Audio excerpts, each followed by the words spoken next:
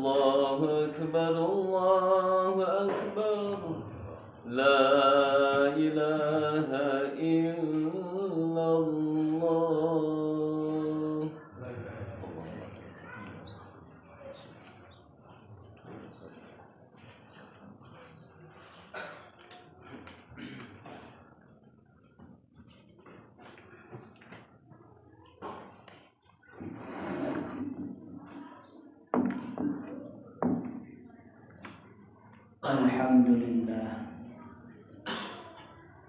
Alhamdulillahi wahdah sadaqa wa'dah wa nasara 'abdah wa a'azza jundah wa hazama al-ahzaba wahdah.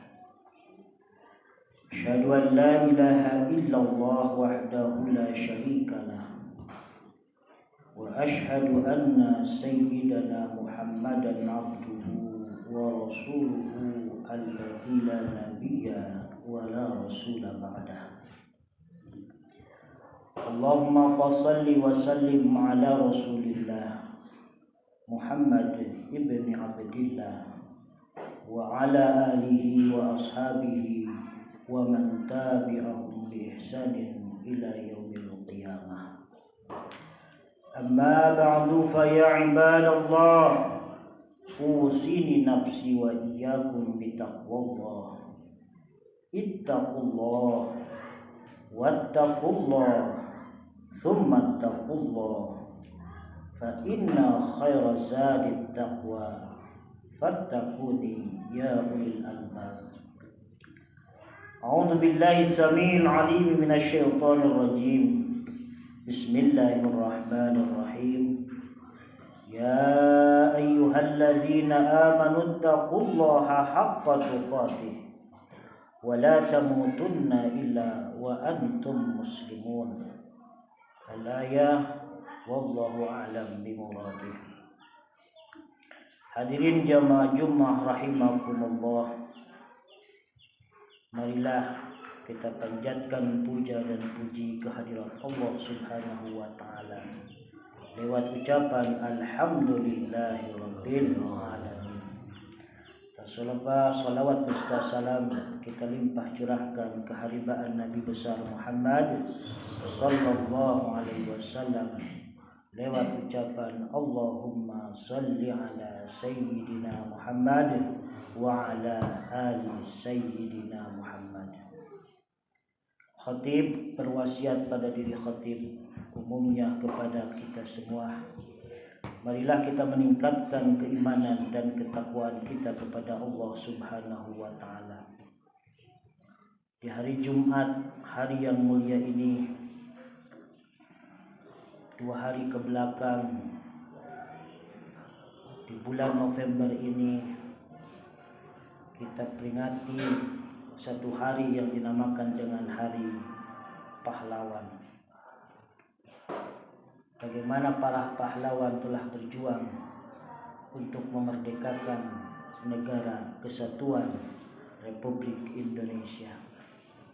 Dan kita harus bersyukur yang sedalam-dalamnya, yang sebesar-besarnya. Apalah artinya dan apa yang akan ada apabila para pahlawan tidak berjuang di masa dulu untuk kemerdekaan negara Republik Indonesia.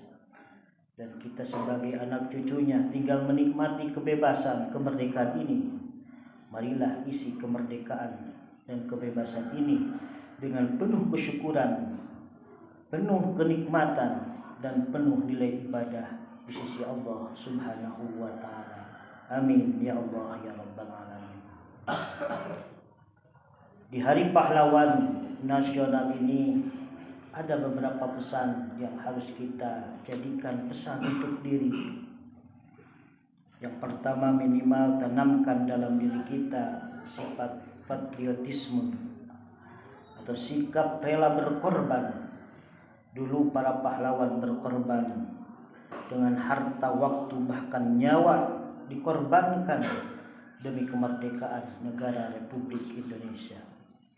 Kita sebagai anak cucunya yang menikmati kemerdekaan, kita pun harus berkorban apapun yang kita bisa bisa dengan harta, dengan hartanya, bisa dengan ilmunya. Apapun kita bisa berkorban, yang terpenting untuk kemerdekaan dan keamanan Republik Indonesia. Yang kedua, tanamkan dalam diri kita sifat nasionalisme, cinta tanah air. Para ulama berkata, hubbul watan minal iman, cinta tanah air adalah sebagian daripada iman. Kadang kita miris, ada orang yang hidup di Indonesia tapi menjelek-jelekan negaranya sendiri. Dia kasab mencari uang di negaranya sendiri, tapi dia menjelek-jelekan negaranya sendiri. Na'udzubillah summa na'udzubillah min dzalik. Negara dengan berbagai kekurangannya, mari kita cintai, karena mencintai negara adalah sebagian daripada iman. Dan yang ketiga adalah sifat persatuan dan kesatuan, karena tidak akan terjadi kemerdekaan ini apabila tidak setiap komponen bersatu. Karena al-ittihad wa asasun najah, bersatu itu adalah pangkal daripada kemenangan. Kalau kita menyapu dengan satu lidi, tidaklah mungkin akan cepat selesai. Tapi kalau kita menyapu halaman, lidinya kita ikat bersama-sama, insya Allah dalam sekejap akan selesai pekerjaan.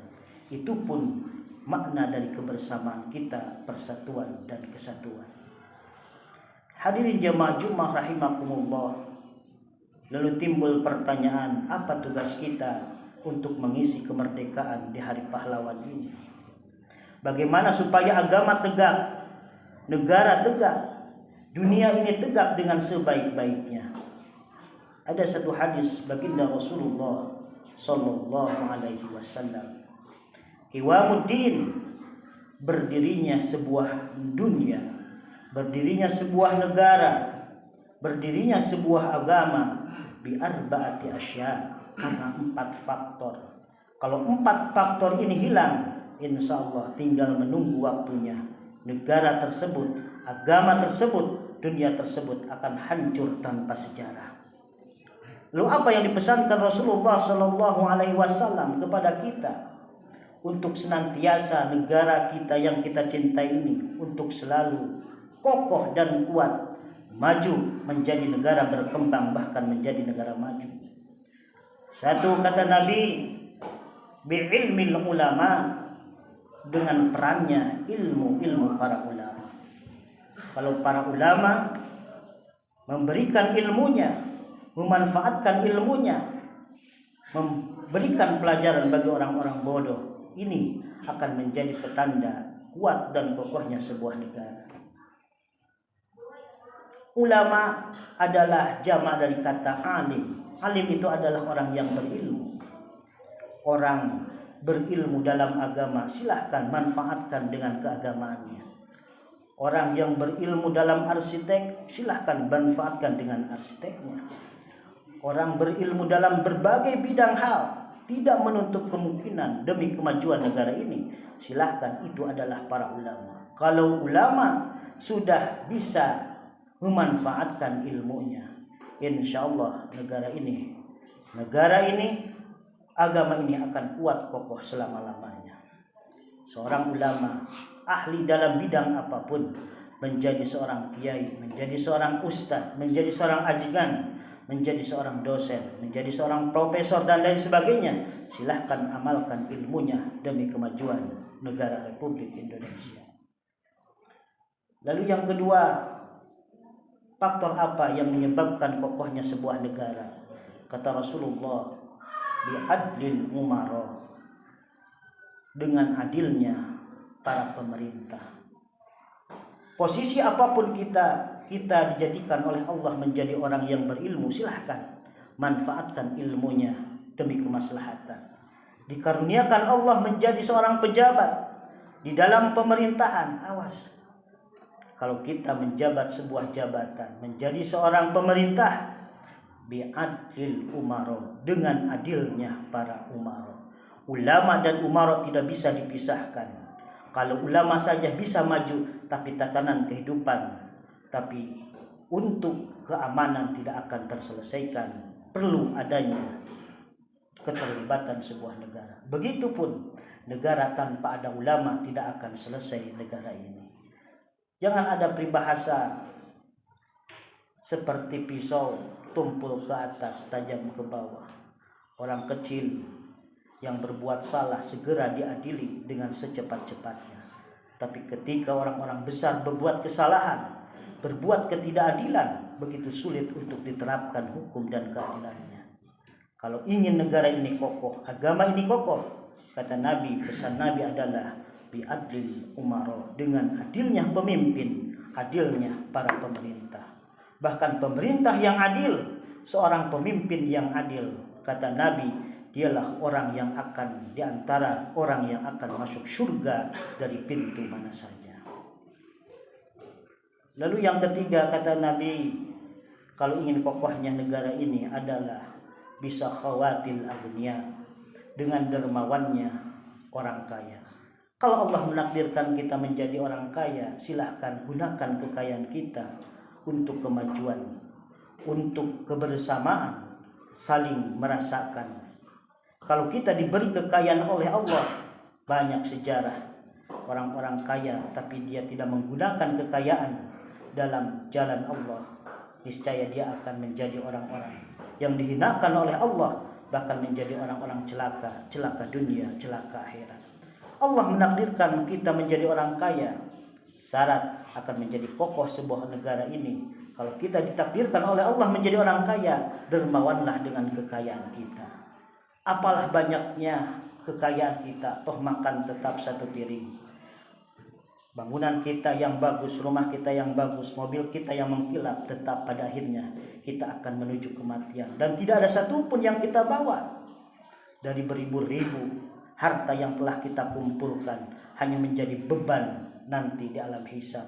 Tetap yang dibawa kita ke kuburan hanya amalan dan secuil 2 lapis kain putih atau yang dinamakan dengan kain kafan.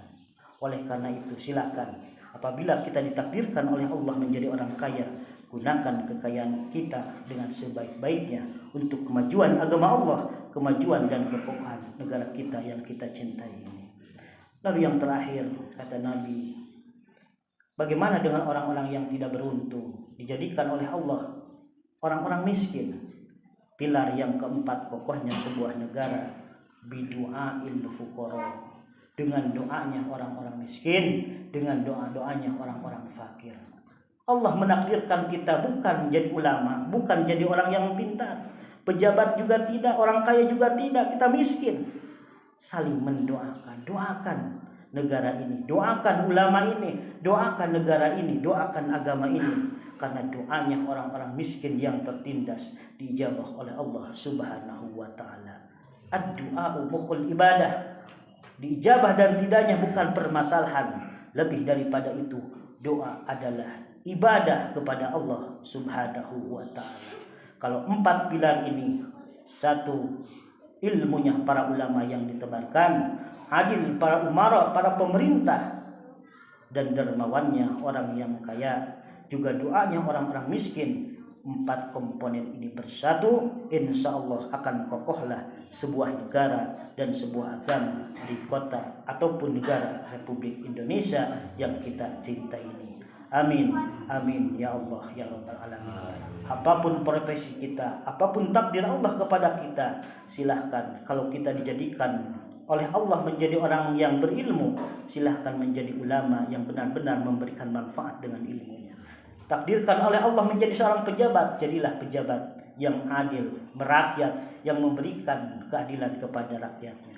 Ditakdirkan oleh Allah menjadi orang kaya, berdermawanlah, memberikanlah dengan kekayaan kita. Ditakdirkan oleh Allah yang keempat menjadi orang miskin, saling mendoakan, berdoa untuk keamanan dan kesatuan negara Republik Indonesia. Amin, amin ya Allah ya Rabbal Alamin. Aqulu qawli hadza wa astaghfiru innahu wal ghafurur rahim. Allahumma salli wa sallim wa barik li zalika kamalika ala sayyidina barika wa safi abadi sayyidina wa maulana Muhammad wa sallim radiyallahu tabaraka wa ta'ala an kulli sahabati rasulillahi ajma'in. Alhamdulillah nahmaduhu wa nasta'inuhu wa nastaghfiruh wa na'udzu billahi min shururi anfusina wa min sayyiati a'malina. May yahdihillahu fala mudilla lahu wa may yudlilhu fala hadiya lahu. Asyhadu an la ilaha illallah wahdahu la syarika lahu wa asyhadu anna sayyidana Muhammadan abduhu wa rasuluhu alladzi la nabiyya ba'dahu. Allahumma shalli wa sallim ala Rasulillah wa ala alihi wa sahbihi wa mawalah. Amma ba'du fa ya ibadallah ittaqullaha haqqa tuqatih wa la tamutunna illa wa antum muslimun. A'udzu billahi samii'il 'aliim minasy syaithaanir rajiim. Bismillahirrahmanirrahim. Inna a'tainakal kautsar fashalli li rabbika wanhar inna syani'aka huwal abtar. Wa qala aidan wal 'asr innal insana lafi khusr illa alladziina aamanu wa 'amilus shalihaat wa tawassaw bil haqq wa tawassaw bis sabr. Innallaha wa malaikatahu yusholluna 'alan nabiy ya ayyuhalladziina aamanu shallu 'alaihi wa sallimu taslima. Amin amin ya Allah ya rabbal alamin. Allahumma ighfir lil muslimina wal muslimat wal mu'minina wal mu'minat al-ahya'i minhum wal amwat innaka sami'un qaribun mujibud da'wat. Allahumma inna nas'aluka salamatan fid din wa 'afiyatan fil jasad wa ziyadatan fil 'ilmi wa barakatan fil rizqi wa taubatan qabla al-maut wa rahmatan 'inda al-maut wa maghfiratan ba'da al-maut. Allahumma hawwin 'alaina fi syakaratil maut wan najata minan nar wal 'afwa indal hisab. Rabbana atina fid dunya hasanah wa fil akhirati hasanah wa qina adzabannar. Walhamdulillahi rabbil alamin.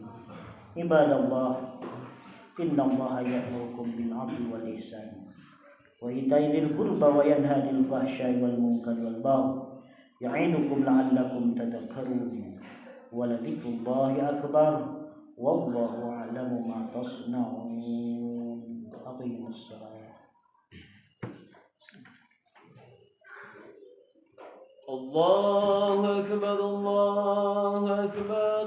Asyhadu an la ilaha